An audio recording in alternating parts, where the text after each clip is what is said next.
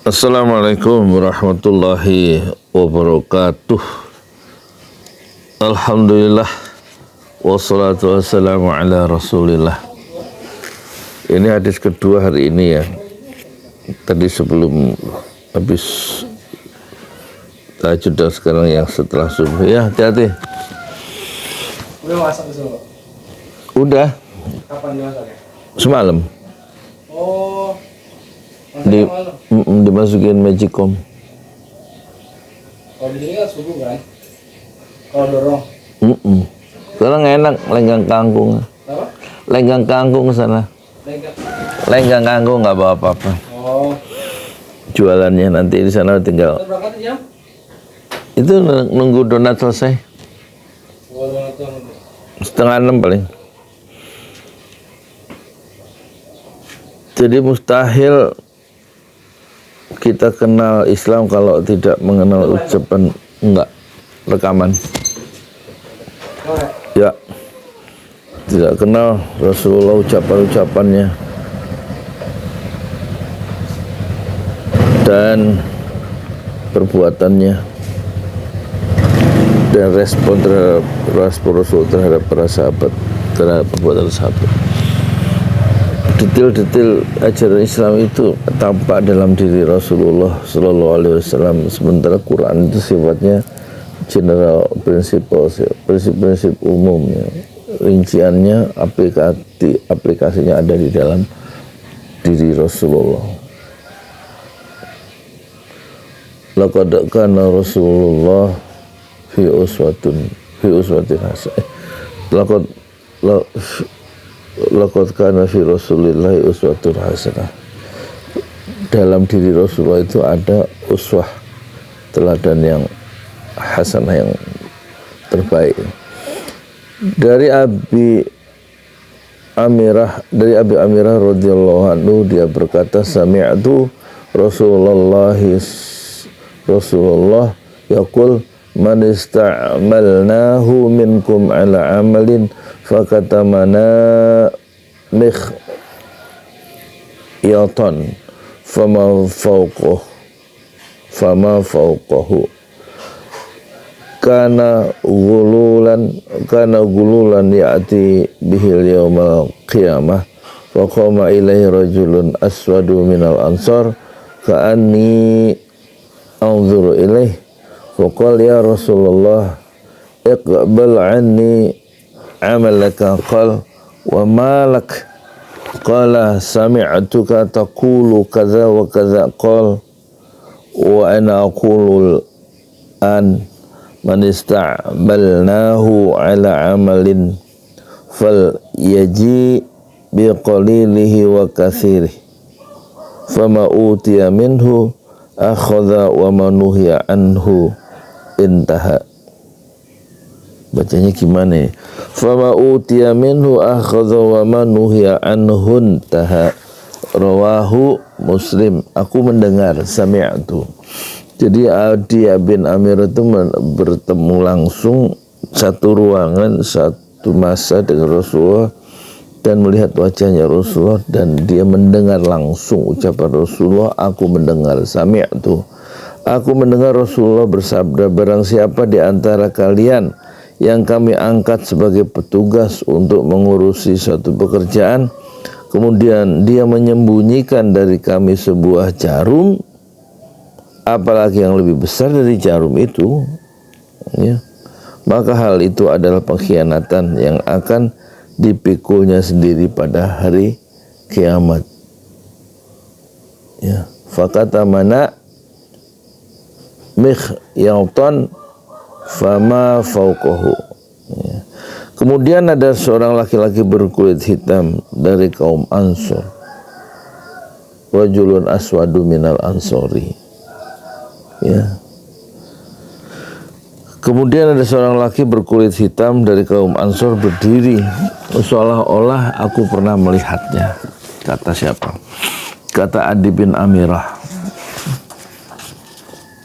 Lalu dia berkata, orang hitam yang dari Ansor itu, ya Rasulullah, terimalah kembali tugas yang kau serahkan kepadaku. Rasulullah Shallallahu Alaihi Wasallam bertanya, mengapa engkau? Dia menjawab, aku mendengar engkau bersabda demikian dan demikian. Beliau bersabda pula, aku tegaskan sekarang bahwa barang siapa di antara kalian yang kami angkat sebagai petugas untuk melaksanakan suatu pekerjaan, hendaklah ia datang kepada kami dengan membawa hasil pekerjaannya, baik sedikit maupun banyak.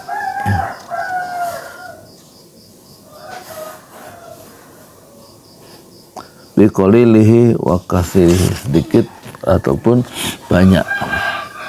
Lalu apa yang diberikan kepadanya maka ia boleh mengambilnya, dan apa yang dilarang untuknya maka ia tidak boleh mengambilnya. Hadis riwayat Muslim. Mukhiltan fama fauqahu, seukuran jarum atau yang lebih kecil daripada jarum.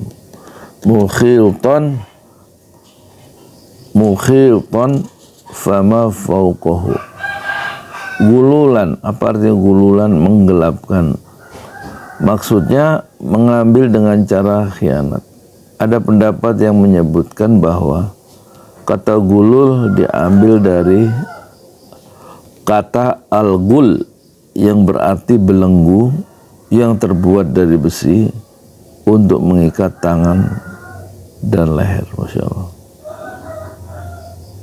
Belenggu besi untuk mengikat tangan dan leher. Iqbal anni amalaka, katanya sahabat yang tadi, orang hitam dari Ansor, terimalah dariku amalmu. Iqbal anni amalaka, maksudnya apa? Izinkan aku untuk menjalankan tugas yang telah engkau serahkan kepadaku. Kaza wa kaza, begini dan begitu. Ungkapan ini termasuk kiasan. Untuk apa kiasan ini? Untuk mengemukakan hal yang tidak jelas dan mengungkapkan sesuatu dengan tidak terang-terangan. Utia, diberikan. Artinya utia, diberikan. Maksudnya apa? Maksudnya sesuatu yang diberikan sebagai upahnya. Manuhya anhu intaha, dan apa yang dilarang itu manuhya anhu, tinggalkan, ditinggalkan. Maksudnya intaha, apa yang dilarang, anhu intaha, maksudnya sesuatu yang tidak dibolehkan untuk mengambilnya, maka tidak boleh pula untuk mengambilnya. Ada 4 hadis, mutiara hadis dari Rasulullah ini. Ancaman yang sangat keras terhadap orang yang berkhianat terhadap pekerjaan dan tanggung jawabnya, baik sedikit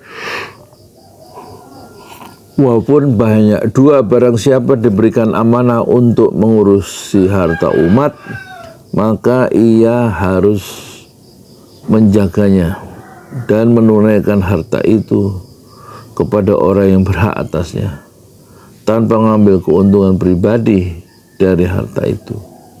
Apabila ia berkhianat dengan mengambil harta orang lain, maka ia wajib mengembalikannya. Dan kalau tidak dilakukan, maka pada hari kiamat ia akan dipertontonkan kejahatannya itu di hadapan orang banyak. 3, kewajiban untuk menjauhkan kekuasaan dan jabatan dari orang yang dianggap tidak dapat dipercaya dan tidak mampu menjalankan tugas-tugasnya dengan amanah dan ikhlas. 4, kewajiban bagi para pemegang kewenangan untuk mengetahui orang-orang yang menyumbangkan dananya dan cara pengumpulannya, sehingga ia mengambil sesuatu yang boleh diambil dan menolak sesuatu yang tidak boleh diambil. Kewajiban bagi para pemegang kewenangan untuk mengetahui orang-orang yang menyumbangkan dananya dan cara pengumpulannya, sehingga ia mengambil sesuatu yang boleh diambil dan menolak sesuatu yang tidak boleh diambil. Semoga ucapan Rasulullah ini memperkaya perspektif kita tentang bagaimana seharusnya kita menyikapi harta orang lain. Ya, siap-siap dulu jualan donat sama bubur ayam ya. Assalamualaikum warahmatullahi wabarakatuh. Masjid 6 Syuhada sebentar lagi selesai. Dinding lubang angin sebagian sudah terpasang. Lantai 2 dan kemudian plafon termasuk lantai bukan keramik, granit 150 dus bersama tiang-tiang yang ada 16 setinggi 4,5 meter. Kemudian finishing terakhir adalah tangga menjebol atap ya, lantai pertama untuk masuk ke lantai 2. Inilah Masjid 6 Syuhada. 2,5 tahun lalu dimulai pada 2 Agustus hari Senin 2021. Tinggal sedikit lagi insya Allah. Dan lantainya dari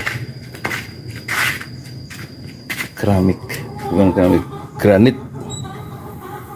sudah diresmikan lantai pertama. Nanti lantai kedua lewat sini tangganya jebol untuk masuk ke lantai 2. Inilah Masjid 6 Syuhada yang sangat megah karena dari bahan-bahan pilihan kualitas nomor 1.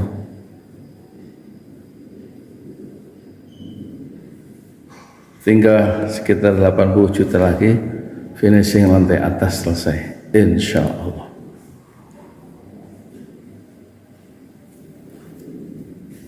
Ya, inilah Masjid 6 Syuhada yang sangat bersejarah ya dalam sejarah dakwah Indonesia modern insya Allah, karena ini dibangun dalam konteks kezaliman rejim penguasa yang sudah membunuh 6 santri dari front pembela Islam, dan kita abadikan pengorbanan dan perjuangan dakwah mereka sehingga kita sebut namanya Masjid 6 Syuhada. Mereka mengawal perjalanan dakwah gurunya Habib Rizik Syihab dan mereka dicegat oleh orang-orang jahat di kilometer 50. Saya Yudi Pramuko, tukang donat dari Parung Juber, tertua di semesta fasbir sabrun jamil. Bersabarlah dengan kesabaran yang indah. Assalamualaikum warahmatullahi wabarakatuh.